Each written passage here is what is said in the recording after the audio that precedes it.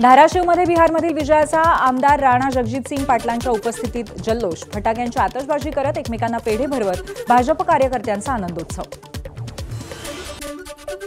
बिहार निवडणुकीमध्ये एनडीएला बहुमत मिळाल्यामुळे परभणीत जल्लोष, शहरातील छत्रपती शिवाजी महाराजांच्या पुतळ्यासमोर फटाके फोडत पेढे वाटत भाजप कार्यकर्त्यांचा विजय जल्लोष। बिहारच्या निकालानंतर महाराष्ट्रातील काँग्रेसला मोठा धक्का, ठाणे ग्रामीण काँग्रेसचे जिल्हाध्यक्ष दयानंद चोरगेंचा राजीनामा, अनेक निवडणुकांमध्ये डावललं गेल्याच्या नाराजीपोटी चोरगेंनी राजीनामा दिल्याची चर्चा। रायगड जिल्ह्यामध्ये काँग्रेस उपाध्यक्ष राणीताई अग्रवाल यांच्याकडून उमेदवारांना एबी फॉर्मचं वाटप, काँग्रेसला उपनगराध्यक्ष पदाची उमेदवारी शेकापच्या जयंत पाटलांनी दिल्यामुळे अलिबागमध्ये काँग्रेस शेकाप सोबत लढणार। पालघरमधल्या डहाणूमध्ये भाजपकडून नगराध्यक्षपदासह 25 नगरसेवकांच्या जागांसाठी 27 उमेदवारी अर्ज दाखल, पालघर लोकसभेचे खासदार हेमंत सावरा आणि आमदार हरिश्चंद्र भोईंच्या उपस्थितीमध्ये उमेदवारी अर्ज दाखल। विरारमध्ये वनमंत्री गणेश नाईक यांचा जनता दरबार पार पडला, यावेळी नागरिकांच्या समस्या, तक्रारी आणि प्रलंबित विकास कामांवरती सविस्तर चर्चा झाली।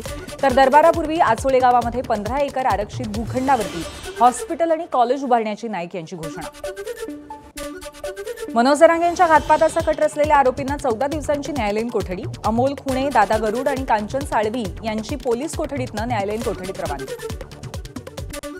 पुण्यातली जैन बोर्डिंगची जागा विक्री करण्याचा वादग्रस्त व्यवहार अखेर औपचारिकरित्या रद्द, बोर्डिंगची जमीन व्यावसायिकाला देण्याबाबत जैन समाजाची नाराजी होती, त्यानंतर हा व्यवहार रद्द करण्याचा निर्णय घेण्यात आला।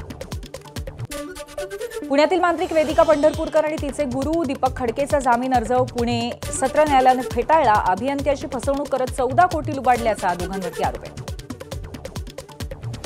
अहिल्यानगरच्या इसळक गावामध्ये 9 वर्षाच्या मुलावरती बिबट्याचा हल्ला, या हल्ल्यामध्ये मुलगा गंभीर जखमी झालाय। 2 दिवसांपूर्वी जवळच असलेल्या खारे कर्जुने गावामध्ये एका 5 वर्षाच्या मुलीचा बिबट्याच्या हल्ल्यामध्ये मृत्यू झाला होता। नवी मुंबईतल्या पनवेलच्या नितळसगाव परिसरामध्ये बिबट्या आणि बछडा आढळल्यामुळे नागरिकांमध्ये भीतीचं वातावरण, वन विभागाकडून परिसरामध्ये गस्त वाढवण्यात आली आहे आणि नागरिकांना रात्री बाहेर न पडण्याचं आवाहन करण्यात आलं।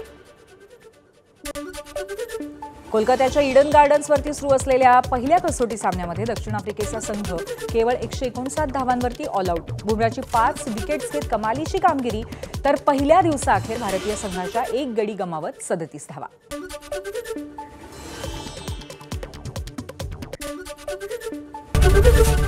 एबीपी माझा, उघडा डोळे बघा नीट।